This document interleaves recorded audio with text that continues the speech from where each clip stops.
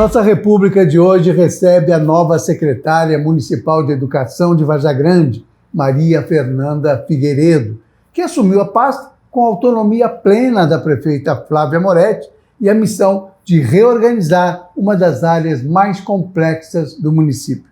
Depois de recusar o cargo no início da gestão, ela retorna agora, em outro contexto político, com liberdade para montar equipe técnica, resolver gargalos históricos, regularizar o RH da educação e enfrentar desafios estruturais, da inclusão escolar às creches, das obras paradas à saúde mental dos profissionais.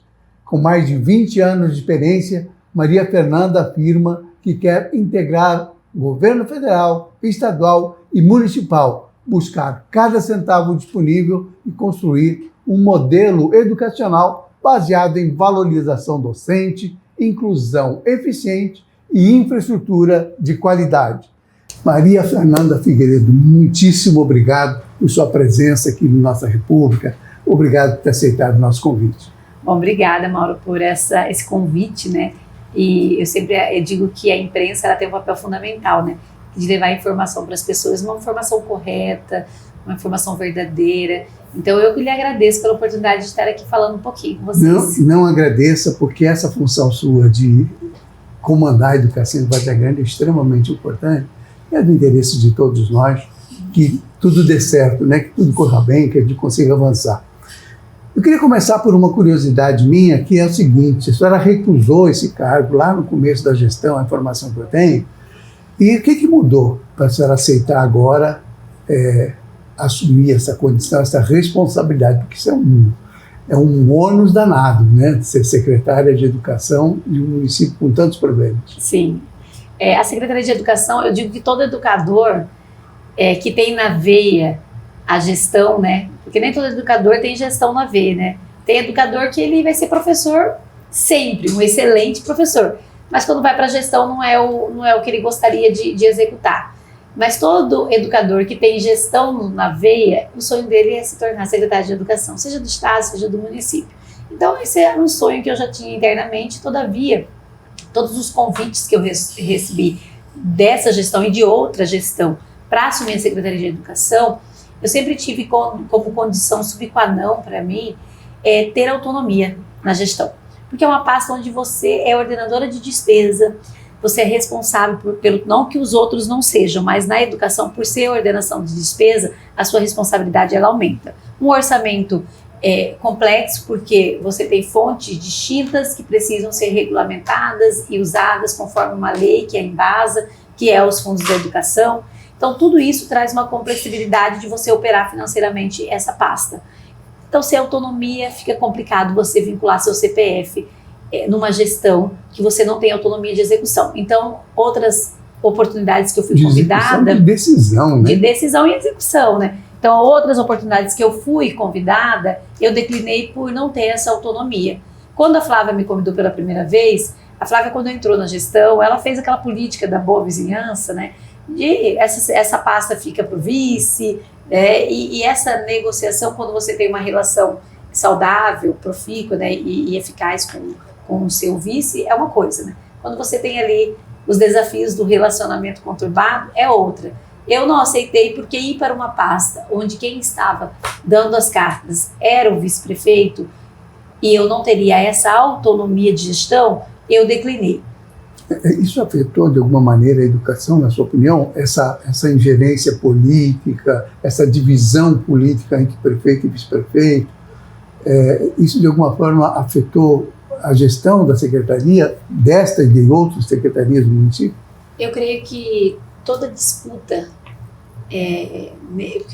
eleição você ganha até o dia do voto, né?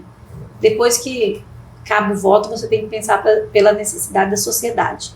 Quando se começa uma disputa, na totalidade, quando você começa uma disputa interna, isso é ruim para qualquer lugar, para qualquer momento, para qualquer ambiente, seja uma empresa privada, seja do primeiro, segundo, terceiro setor. Então, com certeza afetou. Até porque no plano de governo da Flávia, ela tem uma educação muito humanizada, né? Uma educação onde norteia a inclusão, onde valoriza o funcionário público. Muita coisa ela conseguiu fazer, mas muita coisa ficou no entrave justamente por conta dessa queda de braço. Então isso, com certeza, respinga lá na ponta. Por exemplo, eu peguei uma secretaria que não tinha os servidores lotados nas escolas completas. Eu tenho 99 unidades escolares hoje, que quando eu entrei faltava professor, merendeira, serviços gerais, diretor. Eu tinha unidade escolar sem diretor. Então essa ingestão do RH fez com que o ano letivo de Várzea Grande tornasse um caos. Eu entrei nesse caos. Eu demorei 2 semanas para conseguir fazer com que as escolas rodassem 100%. Hoje já está tudo numa condição de funcionamento pleno. Lotado, pleno. Agora nós vamos começar o ETA, que é um programa que dá tempo a mais esse aluno na escola. É um programa muito interessante. Nós temos o ETI, que é a Educação Integral, e temos o ETA, que é o tempo ampliado, que a criança tem formação, tem alimentação completa, ele tem aula de dança, aula de pintura, aula de matemática e linguagem de turno e contraturno. Isso. E o ETA vai ser lançado agora, graças a Deus, tudo organizado. Isso com recursos do município, com parceria com o governo federal, como é que é? Na verdade, a educação, todo profissional que está dentro da escola, na unidade escolar, ele é pago pelo Fundeb, né, que é o Fundo de Desenvolvimento da Educação, pelo governo federal. Eu sempre digo assim que a educação, seja ela estadual ou seja ela municipal, é pago. Todos os profissionais da educação são pagos pelo Fundo da Educação, que é federal. Isso é muito importante. Tem muita gente que acha que quem paga o salário do professor é o governador ou é o prefeito. E não, é pago pelo governo federal através do Fundo da Educação, que é o Fundeb.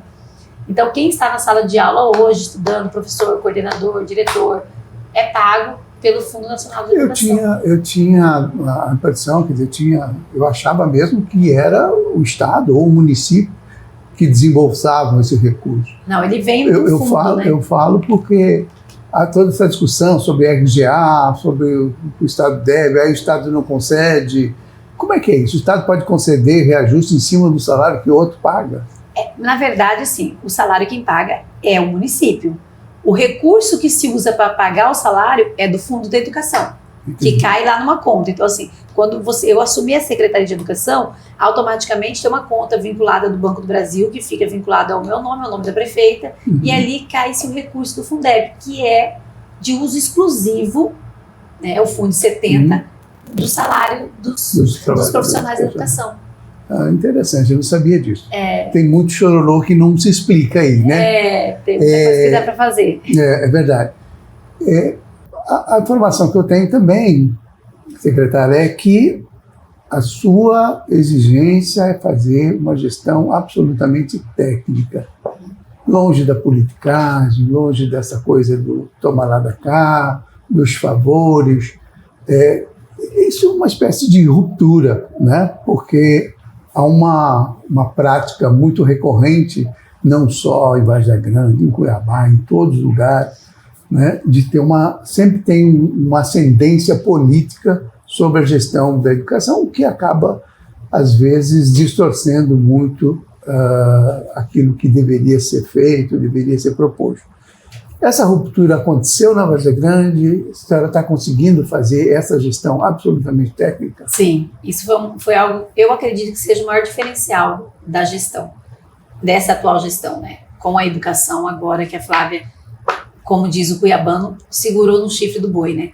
Hoje a educação, os cargos de liderança, que são as superintendências, as coordenações, são 100% ocupados por técnicos da educação. E, pasme, tá? Eu consegui fazer com que 90% deles sejam efetivos, sejam da rede estadual ou seja da rede municipal. Então, a responsabilidade é ainda maior desse servidor, porque o CPF dele está vinculado e qualquer problema que ele tenha influencia diretamente no na carreira público, dele. Na carreira dele. São pessoas de experiência, minha subsecretária. Existe na educação que normalmente, né, o subsecretário não tem uma função tão ativa, com tanta autonomia, e é algo que eu estou desconstruindo dentro da educação. Hoje eu trouxe uma subsecretária atuante, que tem autonomia, ela é pregoeira efetiva da SEDUC, a Secretaria de Estado de Educação aceitou esse desafio, atravessou a ponte e foi ser a nossa secretária adjunta de Educação.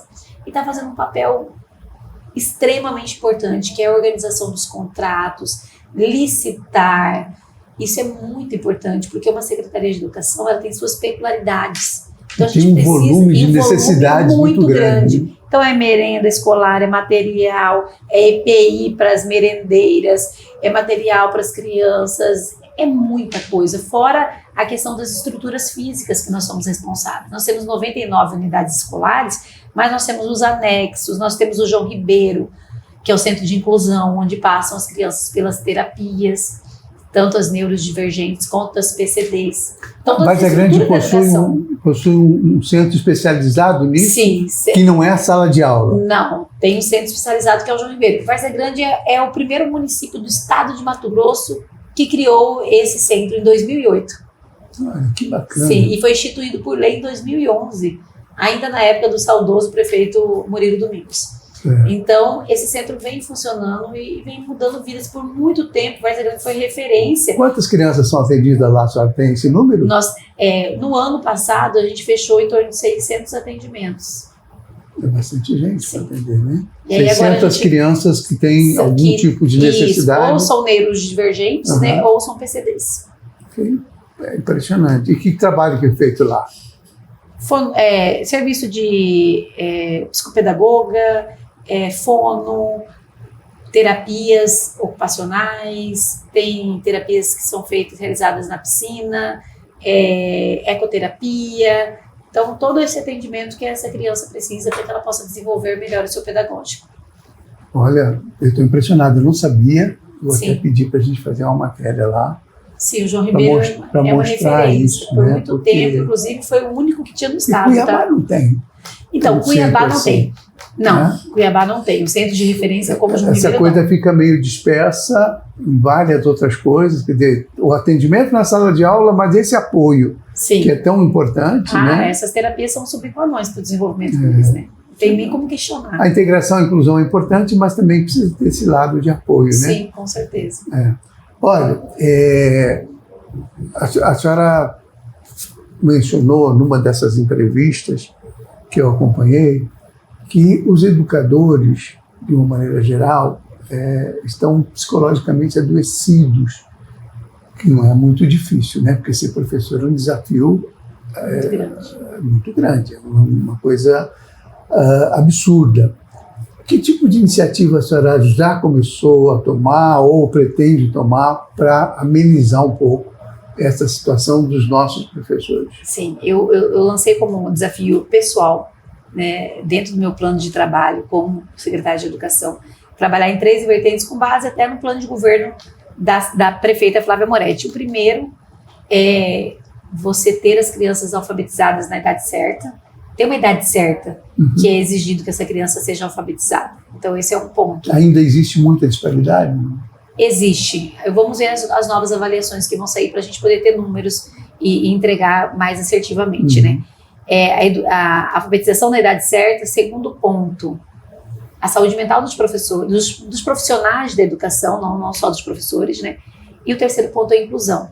Eu vou dizer para o senhor que a inclusão não feita, ela impacta muito na saúde mental dos profissionais da educação. Então, as primeiras ações diretas que eu estou fazendo é fazer com que os nossos atendimentos, tanto no João Ribeiro quanto as salas multifuncionais, funcionem melhor, para que esse professor possa ter mais ferramentas de desenvolvimento na sala de aula. Porque se eu tenho um aluno que é neurodivergente e ele está tomando o remedinho dele certinho, tá fazendo as terapias de forma correta, tá tendo uma rotina em casa bonitinha, certinha, se alimentando bem, fazendo tudo certinho, qual que vai ser a tendência? Que essa criança, na sala de aula, ela se desenvolva melhor. E não exija tanto do professor. E não faz com que aquela aula se torne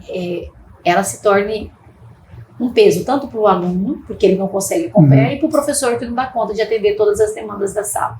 Então, atender bem a inclusão, você impacta diretamente na saúde mental dos nossos profissionais da educação.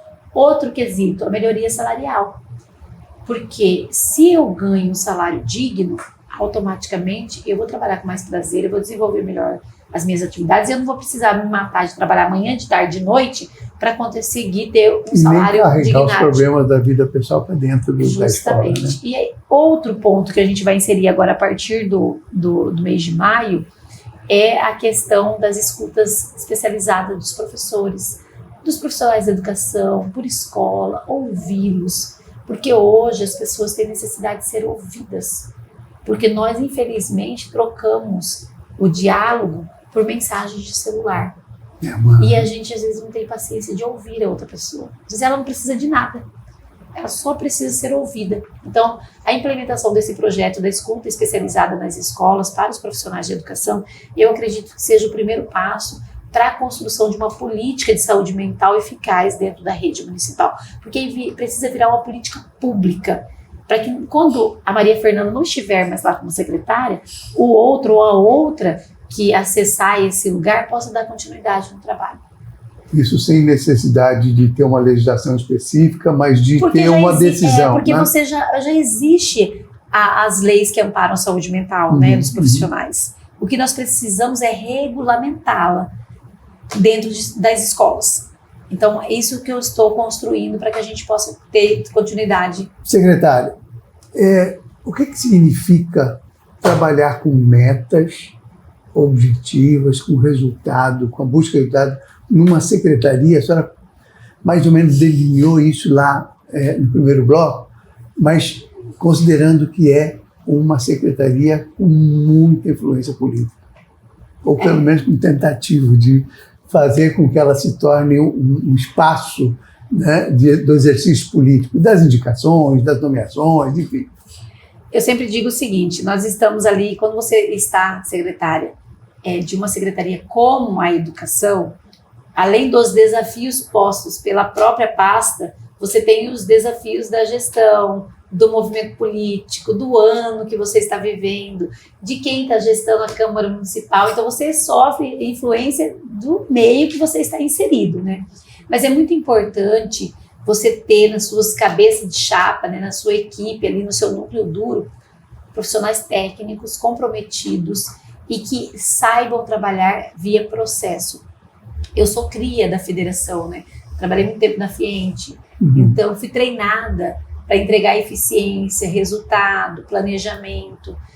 Se você trabalha com essas vertentes, com essas bases, se você se programa, se planeja, trabalha dentro de metas específicas, independente de ter essas questões políticas, você vai conseguir ter jogo de cintura e tocando e colhendo resultados. O que eu acho que é inegociável é a cabeça de chapa, né, os superintendentes, os coordenadores de equipe não serem técnicos. Porque ser técnico e ser político, ser técnico e aprender a ser político, ótimo. Agora, nem sempre o que é político sabe ser técnico. E aí acontece isso. E aí, problema, na hora, né? começa a influenciar diretamente os resultados. Qual foi quando a senhora assumiu a pasta? Claro que a senhora devia ter um conhecimento distante e tal. Quando a senhora assumiu a pasta, o que me chamou mais atenção? O maior choque que a senhora teve ao tomar conhecimento? O que lhe preocupou mais? Eu estou na rede tem 23 anos. Eu estou na rede municipal de ensino de Várzea Grande. Diretamente ou indiretamente, né, uma hora mais ativa, outra mais afastada, mas estou ali, certo? Eu nunca recebi, nunca vivenciei uma secretaria sem rumo no sentido de RH. Foi o primeiro impacto, o maior impacto para mim. Nós tínhamos simplesmente um calendário funcionando e as nossas unidades escolares, sem os colaboradores, sem os profissionais de educação fazendo o seu trabalho lá na ponta, desenvolvendo o que ele está acostumado a realizar. E isso impactou diretamente quando eu assumi a pasta, porque eu precisava resolver um problema, e você sabe que na educação você não faz contrato direto. Eu quero contratar seu João, vou lá e contrato. Não é assim, você precisa ter um processo seletivo para inserir esse profissional na rede.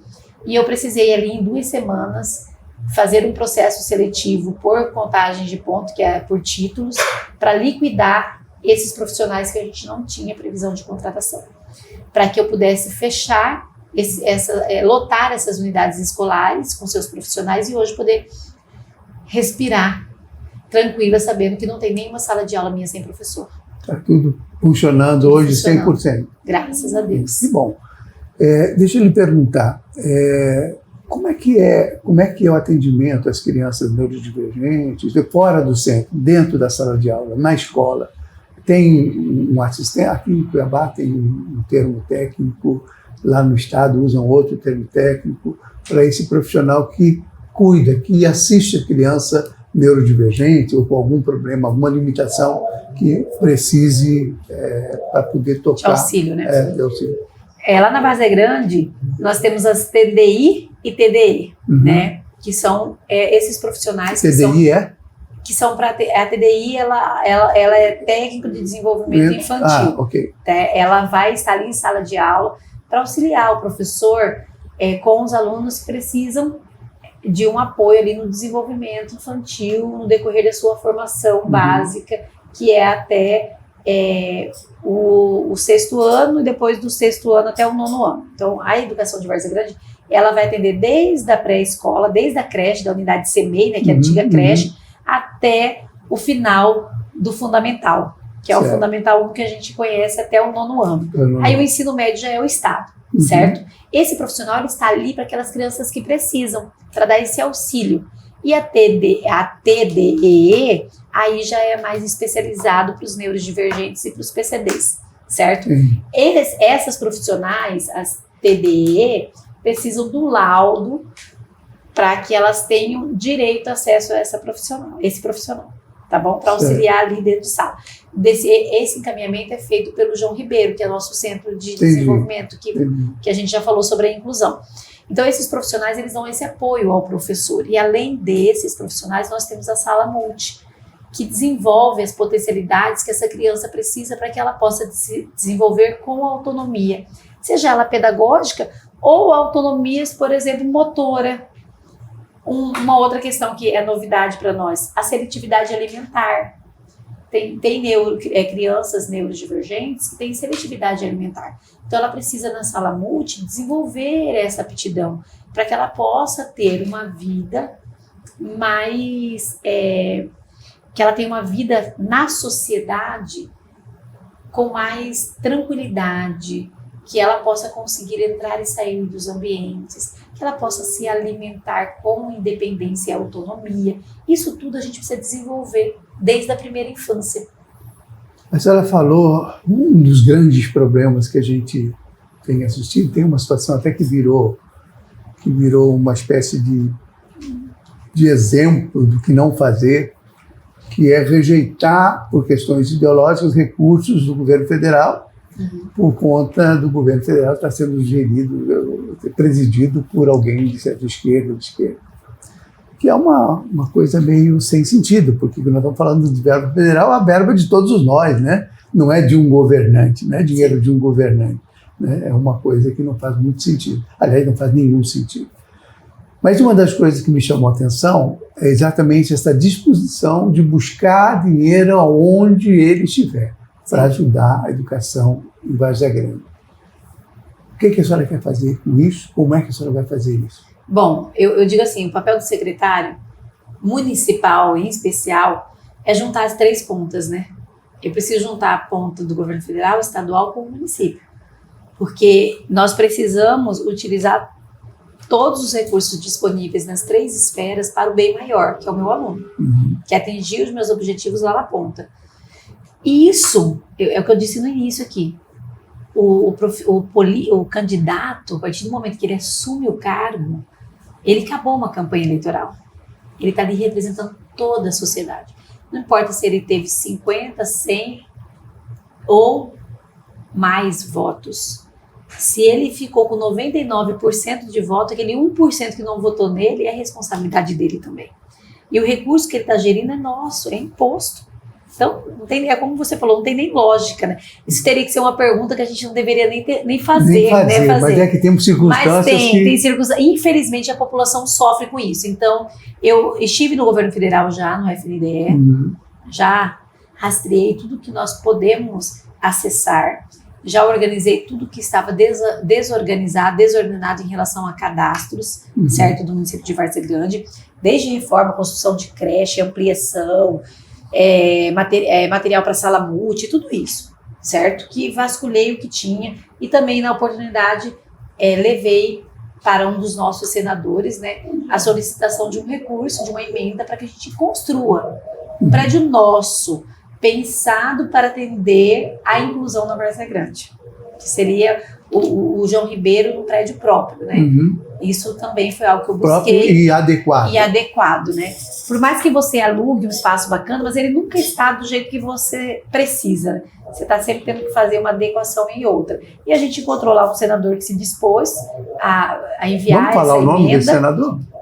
Posso falar, o senador Jaime Campos, né? Que eu pedi, fui, falei. Tinha uma conversa, um ruído, uma certa, enfim, um posicionamento meio esdrúxulo também, que a senhora teria uma ligação com Carlos Favaro e por isso... E tenho mesmo, não tenho vergonha de falar, inclusive para ele também pedir. Para ele eu pedi recurso para as reformas e para a construção de uma escola na região do Caíque. Os dois atenderam? Os dois atenderam. Ambos foram solícitos, se comprometeram com Várzea Grande. E tanto, por isso que eu estou te falando, a gente não pode ter lado político nessas horas. Eu ocupo um cargo público, eu sou servidora pública. O servidor já diz, servidor da sociedade. Então não tem que escolher ali se eu vou pedir para João, Pedro, Miguel, porque João eu gosto mais, Pedro eu gosto menos. Eu fui pedir para todos, porque todos têm a obrigação de ajudar a Várzea Grande. Ajudar não, né? Não estão fazendo uma ajuda. Obrigação de empenhar emenda para o município. É o segundo maior município do estado de Mato Grosso. Então, quando eu fui falar com o Jaime Campos, não é um favor que ele está fazendo. Quando eu fui falar com o Carlos Favaro, também não é um favor que ele está fazendo. É obrigação de ambos. E ambos foram solícitos, ambos se comprometeram com Várzea Grande. Então, para o Jaime, já fizeram essas emendas? Foi o centro de inclusão. Nós estamos agora fazendo os projetos, né? Porque são emendas que vão vir carimbadas. Então, eu vou apresentar o projeto tanto para o senador Jaime Campos do Centro de Inclusão, quanto o projeto de reforma e de construção de uma escola na região do Caíque para o senador Carlos Favaro.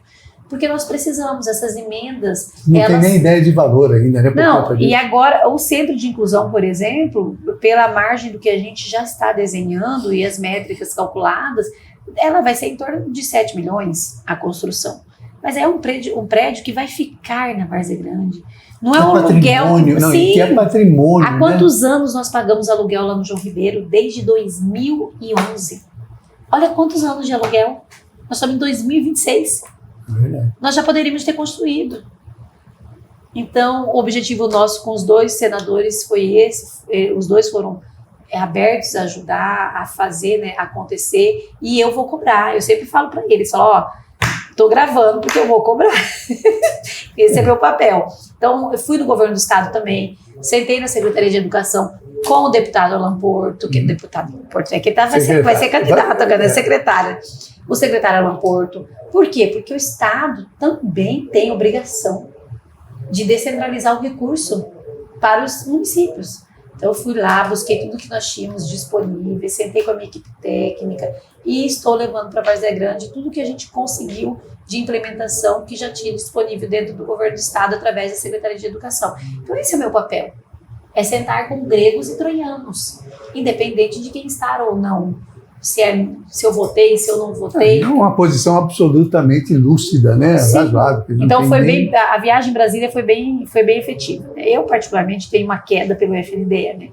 Trabalhei muito tempo em Brasília, conheço a realidade. Para você ter noção, as unidades de CEMEIS e unidades de EMEB que foram inauguradas no governo da Lucimar Campos, no governo do Calil e no governo da Flávia, foram conseguidas no governo do Murilo, pelo governo federal, no primeiro governo do Lula.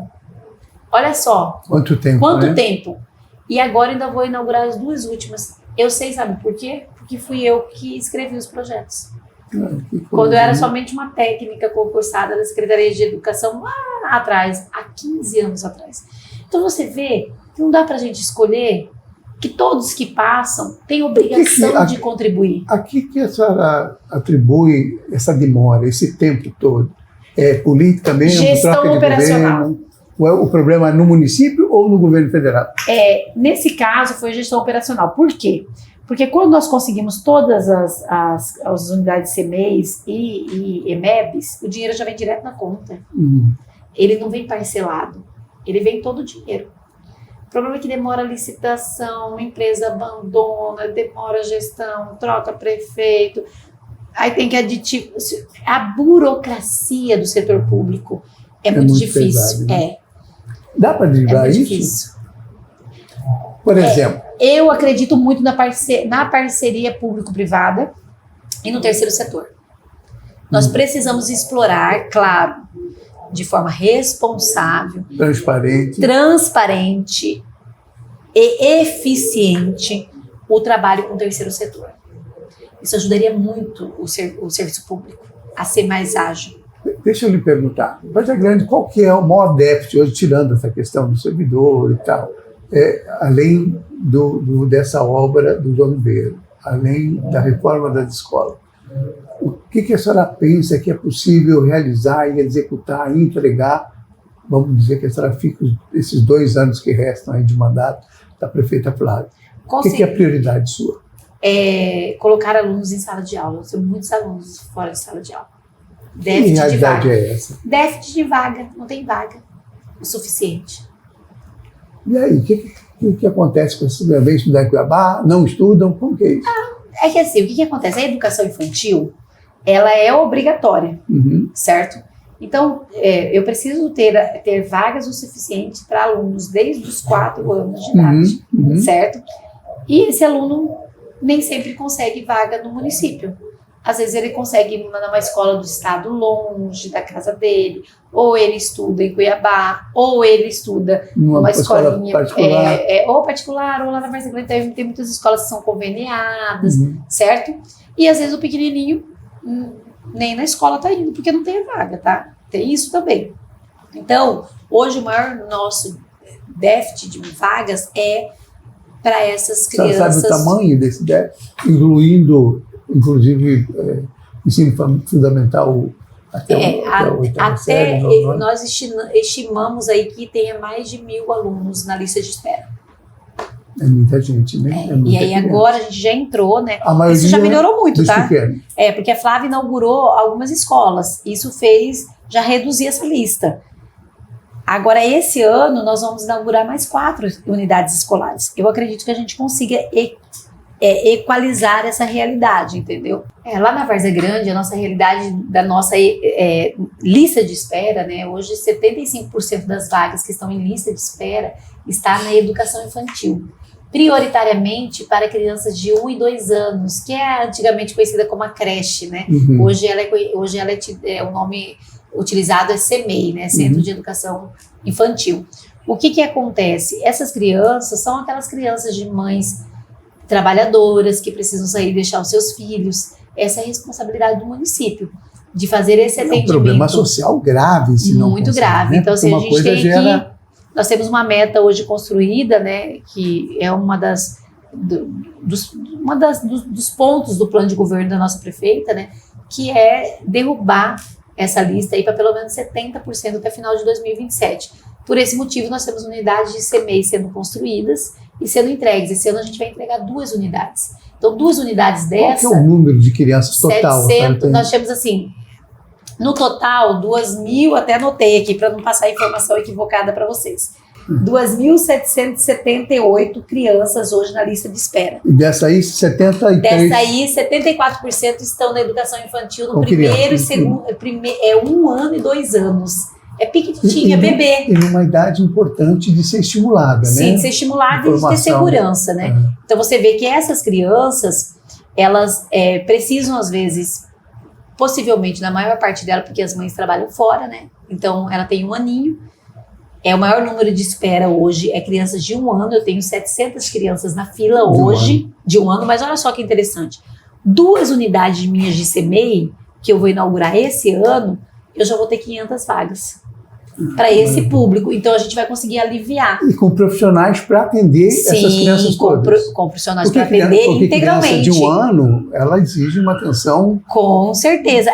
É atenção o tempo todo. E ali, alimentação, incluso atividade. Tudo. Ela chega de manhã e sai só final da tarde, com todas as alimentações do dia previstas em lei garantida pelo sistema de ensino. E os profissionais dessas áreas, porque eu imagino que o pai entregar um filho, uma filha, né, para qualquer instituição, seja pública, seja privada, pequeno, porque ele é absolutamente indefeso. Sim. Os profissionais têm que ser muito qualificados, têm que ser muito preparados para isso, né? Porque Sim. Criança dá trabalho. Sim, são profissionais da educação, são na função de TDI, né? Que é aquele que vai cuidar da criança, tem o que faz só a higiene, que é o que leva no banheiro, é o que auxilia no banho, que faz a troca da fralda, porque tudo isso é feito por um profissional da educação, certo? Ali eu tenho um diretor, eu tenho um coordenador pedagógico, eu tenho professores a partir dos 4 anos, então tem toda uma organização, todo um amparo para estar cuidando dessas crianças. Hoje, o lugar mais seguro para uma criança estar é dentro de uma escola. Sem dúvida, né? Porque ainda mais dessa idade, com mãe e pai trabalhando. Justamente. E vou te falar, muitas crianças são vítimas de violência dentro do próprio lar. Né?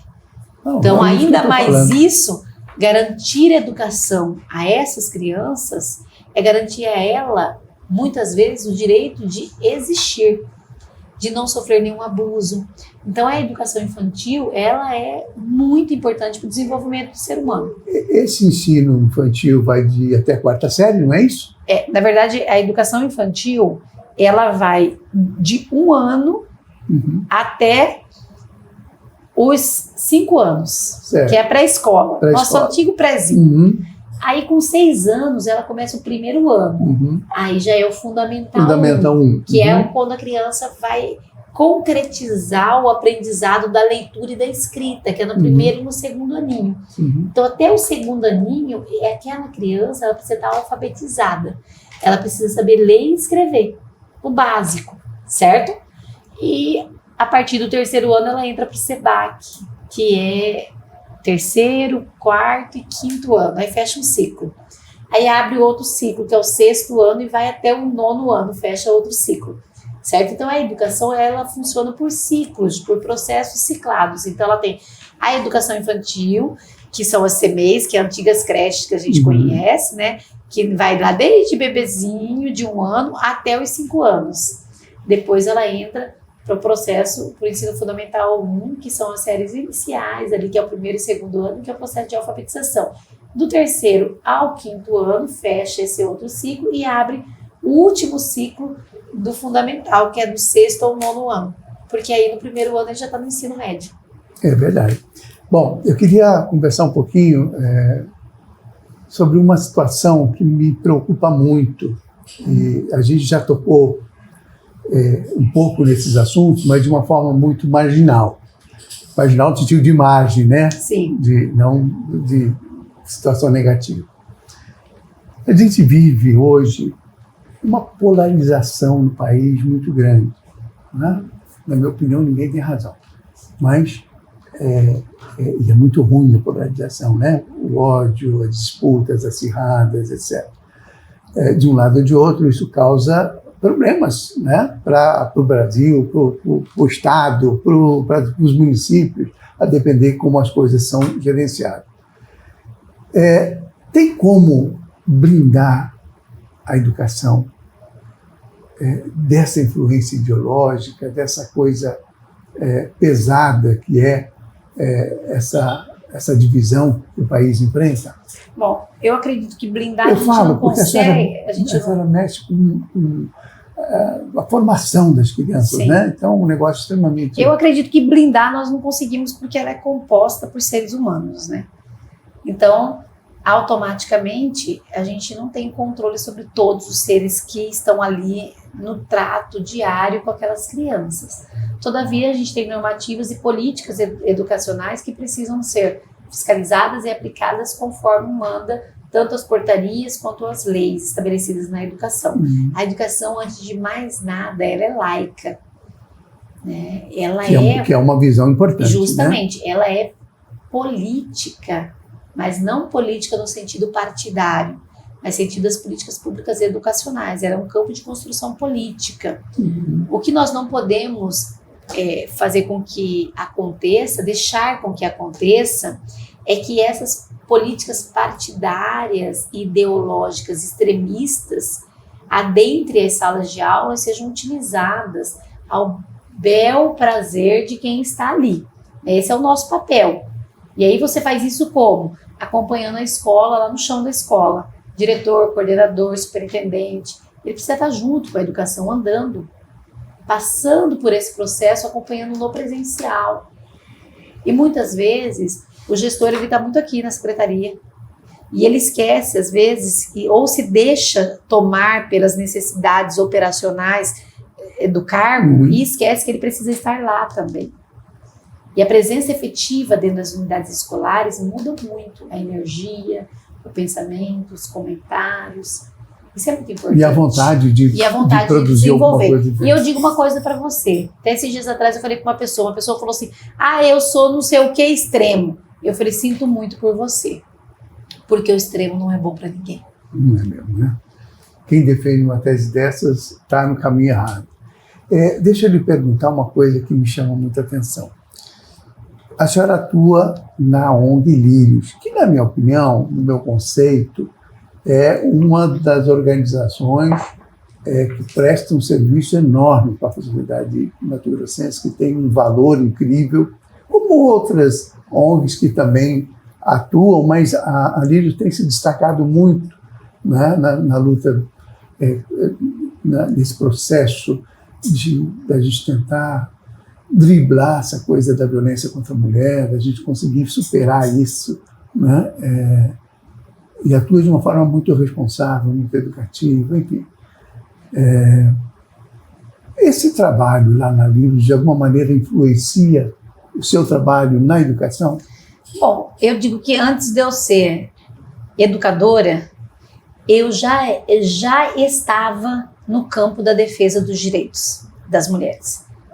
Desde muito menina, foi muito latente minha defesa dos direitos das meninas e das mulheres. Então, antes de ser educadora, eu já era uma defensora.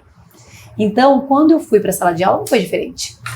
Nós não temos como tirar o sentido que nos move nessa terra da nossa prática diária. O que me move na terra hoje, e eu acho que desde quando eu me entendo por gente, é lutar pela garantia de direito. Eu sempre fui aquela encrenqueirinha, sabe, dos movimentos estudantis, das lutas por direitos. Por quê? Porque eu sempre tive isso muito da minha identidade. Desenvolvi isso muito, muito jovem. Quem luta por direito, luta por justiça, né? Justamente. Então eu fui para Lírios, mas a Lírios já foi uma etapa aqui, há 13 anos atrás, mas eu vivo esse movimento desde os meus 15 anos de forma assim, aplicada, sem sair de cena, sem sair da arena. Poucas vezes estive na arquibancada.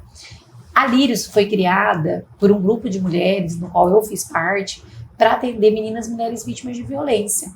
Então, onde eu estiver, o que eu estiver fazendo, isso é muito mais forte do que a minha prática de trabalho.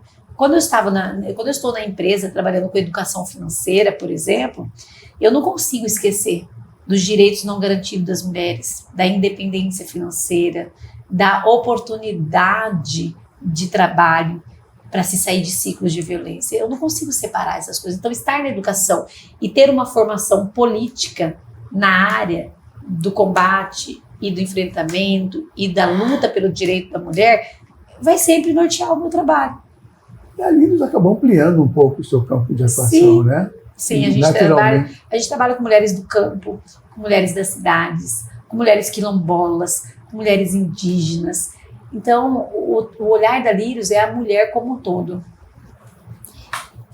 Uma das coisas que se fala muito, mas pouco se faz no sentido, que é a questão da prevenção da violência e a comunicação não violenta.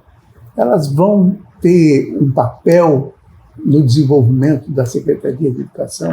Já tinha um pouco, né? Porque, como eu muito tempo sou da rede, a gente criou um programa que, inclusive, a própria prefeita, quando era voluntária da Lírios, era uma das que atuavam ali fielmente nas escolas, fazendo as palestras, as rodas de conversa, que a gente já realiza há alguns anos, tem mais de uma década que nós estamos dentro das escolas de Várzea Grande. E de Cuiabá também, da Baixada, de forma geral. Então, mas uma coisa é esse apoio lá, de fora, mas agora, institucionalmente nós vamos desenvolver uma política pública que vai ficar fixa na Secretaria de Educação. Isso é um projeto que a gente tem. Inclusive, a própria Flávia, né, já tinha isso em mente quando ela entrou, mas teve uma certa resistência, né, dos outros secretários, e agora ela falou, agora a gente vai conseguir fazer com que a rede rode com muito mais força, porque a educação, ela é um motor que impulsiona. Sim, é o básico. Não se muda a realidade de feminicídio, então se não tiver educação, não adianta. Então, né? a nossa ideia é fazer com que isso engrene dentro do sistema educacional, como uma peça que faça parte da engrenagem, entendeu? Porque aí sim, a gente consegue mudar a realidade não de meia dúzia de escolas, mas de todas as escolas.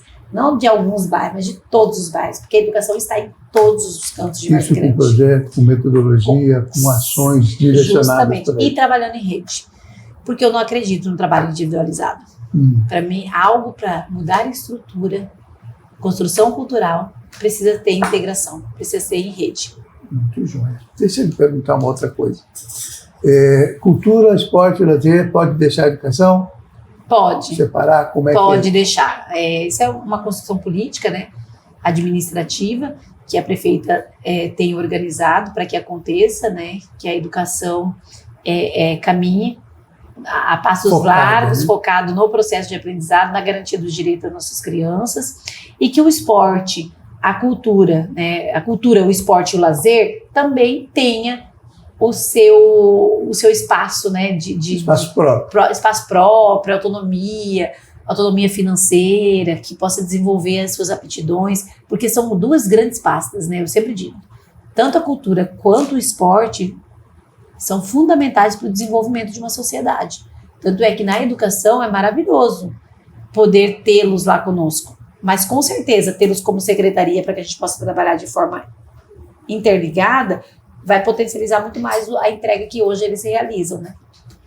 Bom, eu tinha preparado um roteiro aqui, e nós não conseguimos chegar nem na metade daqueles assuntos que eu queria tocar. Então, a senhora já fica me devendo, desde já, uma outra vinda, até para eu poder lhe perguntar sobre, quer dizer, vamos dar só um tempo para entender o que são os indicadores de hoje da educação de Várzea Grande e daqui a 6 meses, o que avançou, o que não avançou, o que precisa melhorar, porque eu acho importante que a gente possa conversar sobre isso.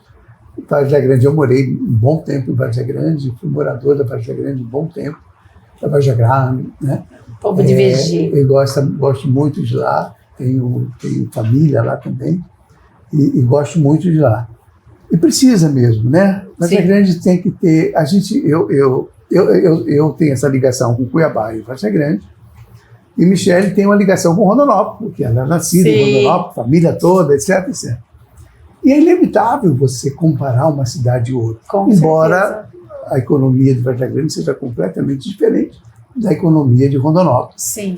Mas Rondonópolis se mostra uma cidade que evoluiu muito. Eu conheço Rondonópolis pelo menos uns 40 anos e evoluiu muito a cidade em si, as escolas, o ensino, independente de administração, de gestão, a cidade vem crescendo. Sim. Até porque tem um desenvolvimento econômico diferenciado, como todas as cidades relacionadas ao agro têm tido em Mato Grosso. Várzea Grande teve uma série de dificuldades aí, né? A cidade industrial não é mais a cidade industrial. Sim. A indústria já se espalhou pelo estado inteiro, por outros polos. Como é que a senhora imagina que Várzea Grande deve se posicionar daqui para frente? Eu sei que a senhora não é a prefeita, mas quem diga que não possa ser eventualmente, né?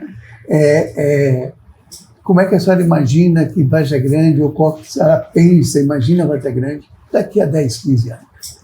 Bom, eu nasci em Várzea Grande, né? Eu sou várzea-grandense, nascida na cidade. E a minha família, eu digo que eu sou filha de Poconé e Livramento, né?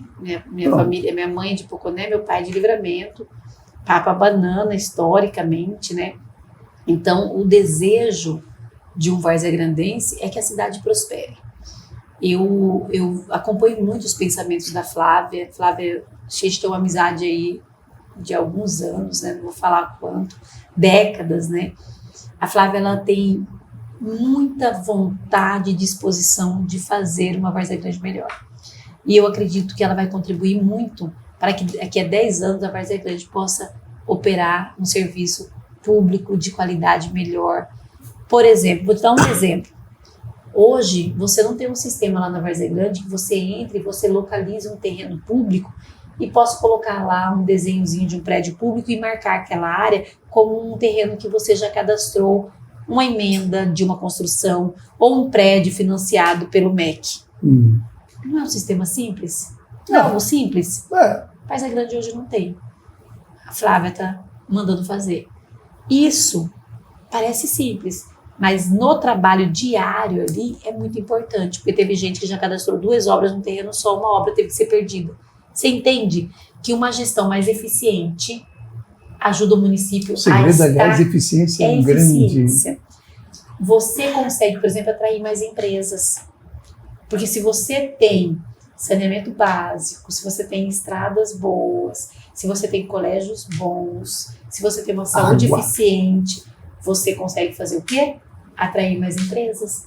Então, quando a Flávia bate de frente em relação à água, é porque resolvendo o problema da água, eu trago mais empresas para dentro do meu município, eu gero mais renda, automaticamente eu melhoro a qualidade de vida do meu povo. Se eu invisto na educação e eu passo a ter escolas com melhor qualidade, o que vai acontecer? Eu vou ter condições de ofertar vaga para funcionários de empresas se manterem na Várzea Grande, morarem no município. E isso tudo é uma gestão eficiente pública.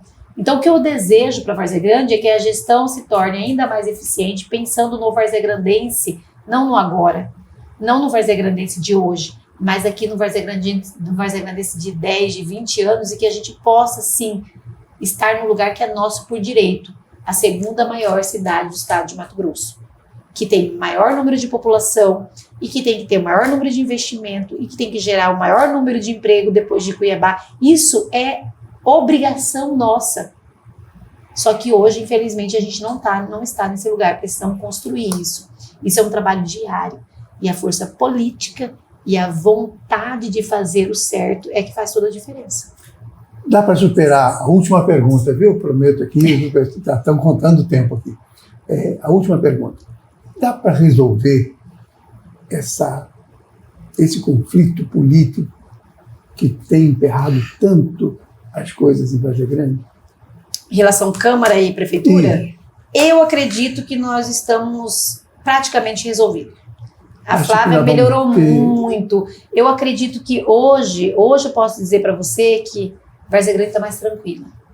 Quando eu assumi, estava bem efervescente. Hoje eu vejo uma Várzea Grande mais tranquila. Hoje eu vejo uma Câmara dialogando mais com o Executivo. A Flávia aberta a esse diálogo. Nós temos lá o professor Silvio Fidelis, que está fazendo um trabalho fantástico de articulação como secretário de governo. Isso é muito importante, porque o diálogo na esfera pública, ele é essencial para que as coisas deem certo. Você pode até não concordar com o que eu acredito, mas você precisa respeitar e dialogar comigo, porque todos somos servidores. E não é só isso, né? Tem que pensar no interesse que é maior que é da sociedade, né? Coletivo. Então, se eu mando um projeto para a Câmara, tá errado, ó, antes de colocar para votar, ô coleguinha aqui, ó, tá errado, conserta aqui, pra gente não empatar, não demorar, e o contrário também. Então, hoje eu vejo que isso está começando a aparecer mais claramente na Várzea Grande, e eu desejo que nos próximos meses isso se consolide lá dentro. Secretária, muitíssimo obrigado por sua participação aqui na nossa República. Torço muito para que dê certo. Acho que Várzea Grande merece realmente, porque é uma cidade que eu quero muito bem. Como eu já disse, eu já morei lá e moraria, tive casa lá, enfim, moraria com muita facilidade, porque gosto de lá. Hoje eu me divido entre Cuiabá e Chapada, né? Porque a gente, com o tempo, você, né? Você sobe a serra. Não, eu estou querendo ficar um pouco mais lá. Mas, enfim, obrigadíssimo. Conte aqui com nossa República, sempre precisar. para divulgar, tem o site, tem o programa, tem o Papo com Ela, enfim, faz parte de vários serviços da nossa plataforma, tá bom? E nós vamos ficando por aqui. Essa semana conversamos aqui com Maria Fernanda Figueiredo. Figueiredo não posso esquecer nunca, né? Por conta de Dona Michele. E vamos encerrando a semana, desejando contar sempre com a sua audiência. Até a próxima semana, com outra entrevista tão importante quanto essa com a secretária de Educação de Várzea Grande. Obrigadíssimo. Obrigada.